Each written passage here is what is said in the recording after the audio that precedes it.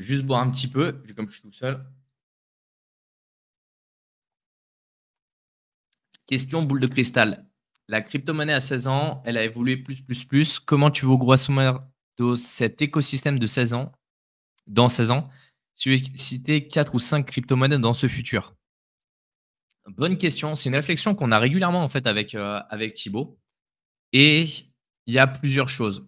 Il y a l'inscription des crypto-monnaies dans le monde de manière générale. Il y a l'évolution de l'écosystème en lui-même. Et après, les crypto-monnaies qui vont perdurer. Donc, je vais découper ça en trois réponses différentes. La première, c'est l'inscription des crypto-monnaies dans le monde de manière générale et dans l'économie financière. De mon point de vue, il y a 2 choses qui vont se passer. La première, c'est déjà une évolution en parallèle du système financier actuel pour répondre à certains besoins. Par exemple, si on prend le cas, des grosses banques, elles ont besoin de déplacer des actifs, des banques centrales, elles ont besoin de déplacer des actifs d'un pays ou voire d'un continent à l'autre. Le bitcoin est une solution qui est très appropriée pour faire ça. Ils ont également des besoins dans le secteur des RWA, de tout ce qui est traçabilité pour, la gestion des actifs qu'ils ont actuellement, des actifs financiers, et donc la blockchain va venir dans cet écosystème-là. Pour moi, je vois vraiment l'inscription de la blockchain comme un outil complémentaire aujourd'hui aux technologies qui sont présentes. Ensuite, il y a le modèle occidental, oriental et pays développés et pays, émergents. Le modèle occidental-oriental, il y a un peu cette guéguerre, qui date de avant la guerre froide, où on a ces 2 modèles qui s'attaquent, et aujourd'hui, on voit que finalement le bitcoin est devenu un enjeu politique pour ces 2 structures. Parce que ça permet peut-être d'éponger certaines dettes et de retrouver une certaine capacité financière à arriver à se contrecarrer les unes avec les autres. Après, il y a d'autres technologies qui ont une importance peut-être plus impactante dans ce domaine-là. Et après, il y a tous les pays en voie, d'émergence qui veulent leur part du gâteau et surtout qui veulent souvent se dédollariser. Ce qui est un peu l'objectif des BRICS. Donc ils vont avoir tendance à se rallier plutôt au modèle oriental et ils ont un intérêt, en fait, à capitaliser énormément sur le bitcoin et sur la technologie blockchain de manière beaucoup plus globale. Après, il y a toutes les industries. Si on prend la partie, supply chain, il y a énormément à en dire. Pour avoir travaillé avec des sociétés dans l'automobile, dans l'industrie basique, ils ont des gros problèmes de traçabilité et donc la blockchain va être de plus en plus implémentée à l'intérieur. Après, est-ce que ça va être une crypto plus qu'une autre? Moi, pour l'instant, ce que je vois, c'est plutôt l'adoption de la blockchain privée Ethereum. Ils n'ont pas aujourd'hui de vocation à avoir de blockchain publique, hormis pour traiter avec d'autres fournisseurs. Ça va être pour moi l'évolution qui va arriver et donc on va avoir une intégration qui va se faire au fur et à mesure du temps. Un petit peu comme on a eu internet qui s'est intégré au fur et à mesure du temps dans la structure, et je pense qu'aujourd'hui, il est très difficile de percevoir vraiment l'ensemble des applications qu'il peut y avoir dans le futur. De mon point de vue et de ce que j'en espère, c'est qu'on va avoir une certaine automatisation de certaines tâches. Quand je vois toute la paperasse qu'il y a aujourd'hui dans l'administration, que je prends dans n'importe quel pays de manière, globale, il y a des possibilités d'automatiser tout un tas de processus, et grâce à une identité numérique plus avancée, grâce à une partie cryptographie, on pourra avoir accès à plus de services. L'uberisation, on ne pouvait pas l'imaginer il y a 20 ans, et donc pour moi, c'est juste une conséquence du développement d'internet, et donc on va avoir ce développement qui va arriver, et aujourd'hui, on voit de plus en plus de microservices qui se développent de manière indépendante, et il faudra également les interconnecter, et l'une des meilleures manières d'interconnecter les choses, internet est là pour ça, mais il y a besoin de réseaux et de protocoles pour fiabiliser l'ensemble de ces choses-là, et donc à partir de là, on a cet élément-là. Ensuite, pour l'évolution de l'écosystème, je pense que j'ai répondu un petit peu à la question également, sur le sujet, mais on aura, je pense, beaucoup plus de cryptos qui vont apparaître. On aura un équivalent de GAFAM qui sera dans le secteur des cryptos, avec des projets qui vont monopoliser le marché, ce qui est à peu près actuellement le cas dans le secteur des cryptos, hein. Si on prend, Bitcoin et Ethereum, on prend une bonne partie du marché, et si on prend toutes les technologies qui sont développées autour d'Ethereum, on a, 80 des technos du marché. Après, il y a quelques SDK de chez Cosmos, par exemple, qui sont très utilisés également. Qu'est-ce qu'on va avoir comme produit? On va avoir des roll-up as service de chez Hunker, par exemple. On en parlera un petit peu après dans le dans la présentation que je voulais vous faire. Mais voilà, on va avoir des kits d'outils qui vont être de plus en plus déployés et on va avoir comme ça des structures qui vont être construites à partir de ces kits d'outils. On va avoir une certaine évolution avec des technos qui vont être plus ou moins intéressantes, mais pour qu'on sache réellement celles qui apporteront de la valeur sur le long terme, il faut qu'il y ait déjà une certaine épuration. Quand on voit la bulle d'internet dans les années 2000, quand on voit le nombre de sociétés qui étaient créées qui servaient strictement à rien, finalement, ça a ouvert la porte à des structures qui ont apporté réellement de la valeur et il y en a quelques-unes qui sont restées. Google, c'était pas le premier moteur de recherche. Il y a eu d'autres moteurs de recherche avant et pourtant, c'est celui que tout le monde utilise à l'heure actuelle, une grande majorité de personnes. Et donc, il faut arriver comme ça à voir les choses, mais c'est hyper dur d'arriver à se projeter sur 15-20 ans dans des secteurs où en 5 ans, on peut avoir une innovation qui est juste énorme, en fait. Et après, si je devais citer 4 ou 5 cryptos sur le futur. Alors attendez, je réfléchis, je réfléchis. Si vraiment je devais parier sur 5 cryptos dans 15 ans, Bitcoin, Ethereum sur Chainlink et après les 2 autres suivantes, là, je vous avoue que j'ai pas de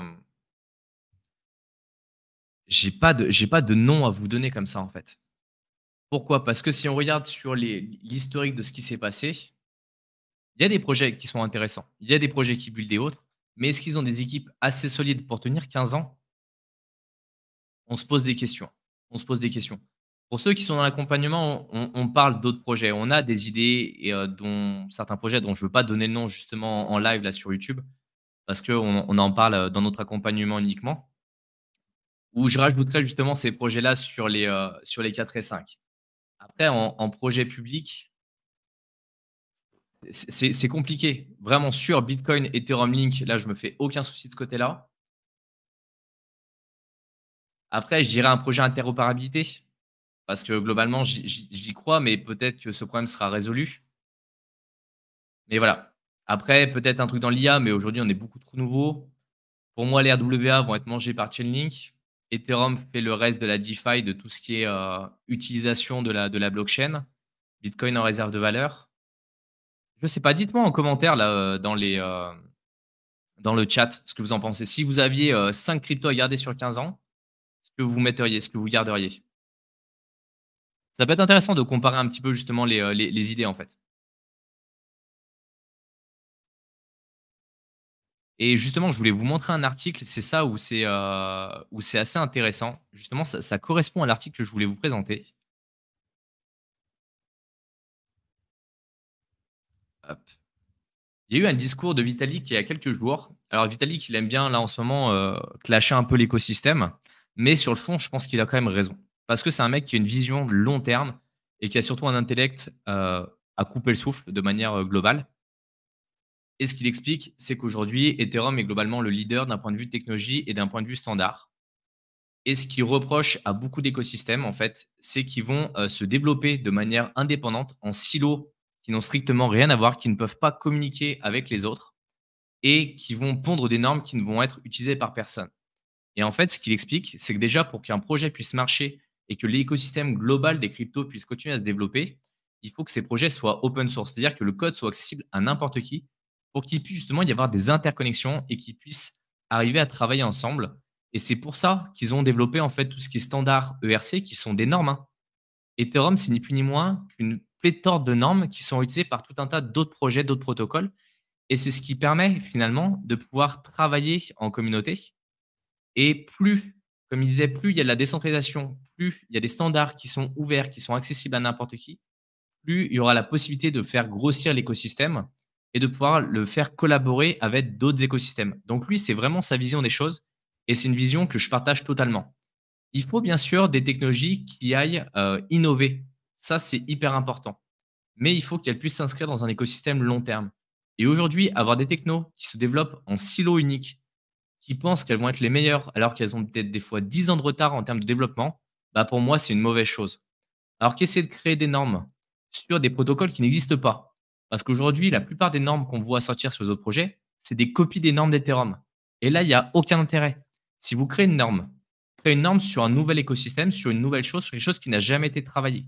Et essayez de le faire interagir avec justement des écosystèmes qui sont beaucoup plus gros, qui sont EVM, ne serait-ce que ça. Et à partir de là, vous arriverez à build vraiment un écosystème sur le long terme. Et ça sera ça, en fait. Pour moi, ça, c'est important de voir cette vision-là.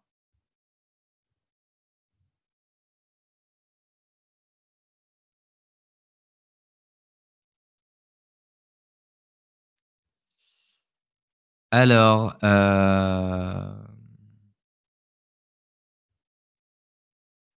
Biska qui dit: «Merci, je sais que tu dirais Lynx, 16 ans, c'était hier, vivement demain».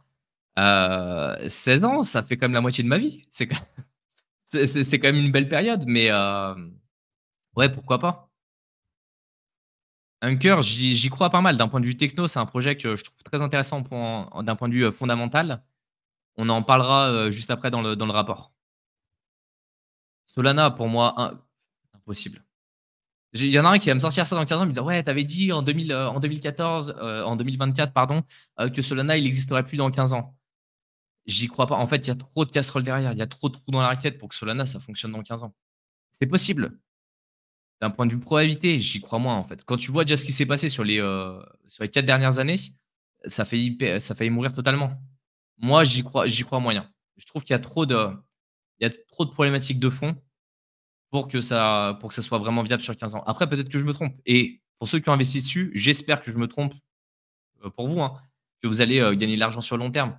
Mais c'est pas un projet sur lequel je mettrais mon argent sur le long terme. Link, Ether, BTC, Litecoin. Litecoin, j'ai un problème avec. C'est le bac à sable de Bitcoin. Il y a 0 en fait, ce qui se passe quand on prend une innovation sur Bitcoin et qu'on n'est pas trop sûr que ça va marcher sur le protocole, on la colle sur Litecoin, on pourrit Litecoin. Une fois que ça a marché, on le bascule sur Bitcoin. Si ça ne marche pas, on le laisse sur Litecoin. Pour moi, c'est juste un réseau de test, Litecoin. C'est juste une copie qui sert de crash test au Bitcoin. Ça n'a pas plus de valeur ajoutée, en fait. Et la preuve, c'est qu'il n'y a rien de vraiment intéressant qui s'est passé sur les 5 dernières années. Moi, depuis 2017, je suis là, je le vois. Les gens, ils spéculaient dessus en 2017. À partir de là, 2018-2019, il n'y a plus rien eu. Et quand les gens ont compris qu'il n'y avait pas d'innovation en fait dessus, qu'il n'était pas là pour se détacher, pas d'intéressant. Jonas qui dit Tron parce que les mêmes vont rester. Mais les mêmes vont rester, mais ils changeront d'écosystème. Sur la dernière année, ils ont déjà changé 3 fois d'écosystème. Tron, c'est une question de 6 mois. Dans 6 mois, c'est sur un autre écosystème. C'est passé historiquement, les mêmes ont commencé sur Ethereum, après ils sont passés sur la BSC, après ils sont passés sur, les Layer 2. Donc on a eu toute la branche, Arbitrum, Optimism, on a eu Base, on a eu Solana et après ça sera sur Tron. Ça va juste migrer. En fait, ils cherchent juste les blockchains avec les frais les moins chers et une fois qu'il y a, 150 millions de memcoins qui ont été développés sur une blockchain, ils le font sur une autre parce qu'en fait, c'est déjà saturé. Donc pas d'intérêt de ce côté-là.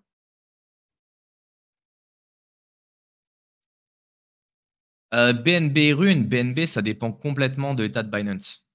Et en 7 ans, les plateformes centralisées ont vraiment changé. Moi, depuis mon arrivée dans le secteur des cryptos, les plateformes centralisées ont vraiment changé et demain, on n'est pas à l'abri.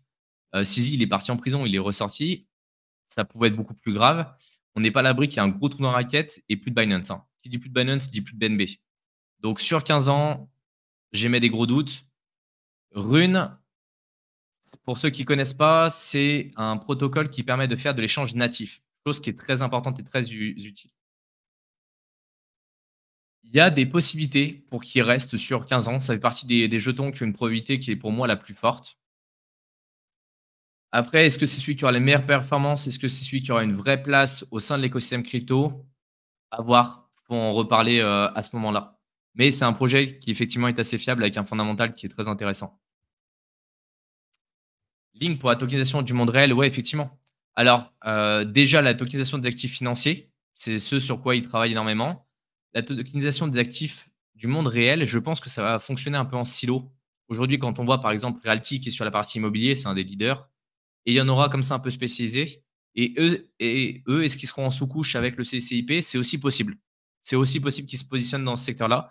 Mais moi, je les vois vraiment sur les RWA sur le long terme, en plus des oracles, hein. Ça reste le leader en oracle, mais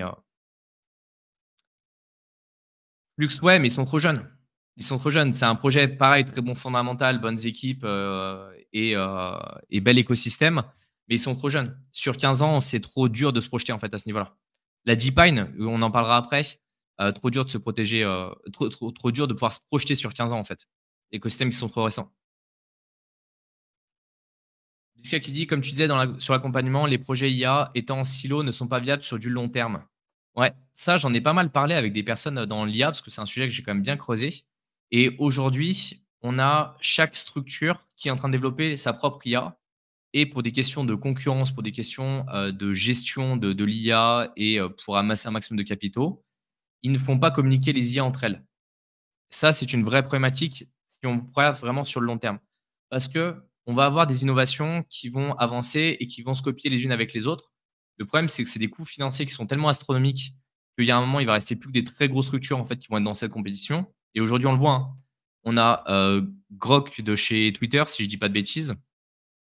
On a Bard de chez Microsoft. On a Gemini. Attendez, c'est Google, c'est Bard qui est devenu Gemini de chez Google. On a celle de chez Bing, de chez Microsoft. On a celle de chez OpenAI. Et après, on a tout un tas d'autres qui se sont spécialisés. Mais le problème, c'est qu'il y en a qui vont être spécialisés dans le traitement de texte, d'autres dans le traitement de la voix, d'autres dans le traitement de l'image, d'autres dans le traitement de la vidéo. Et souvent, quand vous avez besoin de monter un projet, par exemple, vous montez un film ou l'IA, bah, vous avez besoin d'avoir déjà la modélisation. Donc, vous avez besoin du traitement vidéo, vous avez besoin du traitement de la voix, vous avez peut-être besoin du traitement du texte pour les sous-titrages de manière automatique. Et donc, vous avez besoin de regrouper toutes ces compétences-là et chacun va être spécialisé. Donc, il faut les faire communiquer. Il faut qu'elles puissent interagir entre elles. Et ça, aujourd'hui, c'est une vraie problématique qui commence. Certains projets commencent à essayer de travailler sur le sujet. Mais si on veut avoir des vraies IA qui sont vraiment complètes, et aux US, je ne sais plus quelle société qui commence à faire ça, ils ont commencé à mettre des robots humanoïdes pour aider à faire des tâches ménagères dans la maison, vider le lave-vaisselle, ce genre de choses. Je crois qu'il y a à peu près 500 robots qui ont été déployés, si je ne dis pas de bêtises. Et ils leur ont mis une IA dedans, mais cette IA, il faut la faire évoluer, il faut la faire grandir. Et si on veut que la techno soit vraiment intéressante, qu'elle soit utilisable par le plus grand nombre, il faut absolument qu'il y ait des sociétés en parallèle qui travaillent sur des sujets différents, que chacun se spécialise dans sa spécialité et qu'on les fasse toutes travailler entre elles pour avoir le meilleur résultat possible. Bien sûr, tout cela, il y a un côté quand même éthique à prendre en compte, qui était pour moi le dernier rempart, qui est en train de sauter au fur et à mesure du temps, parce qu'on a toutes les applications militaires qui sont également à prendre en compte dans ces sujets-là. Et après, il y a des questions de vie ou de mort qu'il faut arriver à prendre en compte également. Mais voilà, pour moi, ça fait partie des sujets qu'on verra aussi se développer.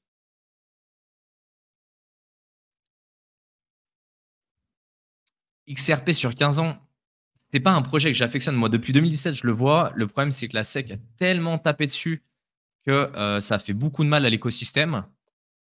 Aujourd'hui, ça commence enfin à sortir un petit peu. Le problème, c'est que les fondateurs, pour moi, sont pas forcément de la meilleure qualité. Ils ont dumpé énormément sur leur communauté. J'ai l'impression que c'est un peu mort dans l'œuf, en fait. Après, je sais qu'il y a des fans de XRP. Il y a une armée de fans de XRP. Si vous gagnez de l'argent et que vous êtes des Diamond End, tant mieux pour vous. Mais en fait, pour moi, c'est pas un projet sur lequel j'investirais sur 15 ans. C'est pas un projet que je conseillerais pour les 15 prochaines années à venir. Après, je suis pas conseiller financier, je le rappelle. Tout ce que je vous raconte, c'est juste, voilà, je vous explique ça comme ça, sur une chaîne YouTube. Donc, n'allez pas investir sur des projets et me dire: «Ah mais Mickaël, il en a parlé et si je perds de l'argent, c'est à cause de lui». Jean Las qui dit: «Token de Coinbase, alors pour bouffer Binance?» Coinbase, ils ont été introduits en bourse. Pour moi, ils sont beaucoup plus orientés, institutionnels, alors que Binance, c'est beaucoup plus orienté, particulier. Et donc à partir de là, j'irai pas forcément parier sur ça. Et puis la layer 2 Base, elle est quand même pas extraordinaire. Pour ceux qui l'ont essayé, c'est quand même pas fou, hein.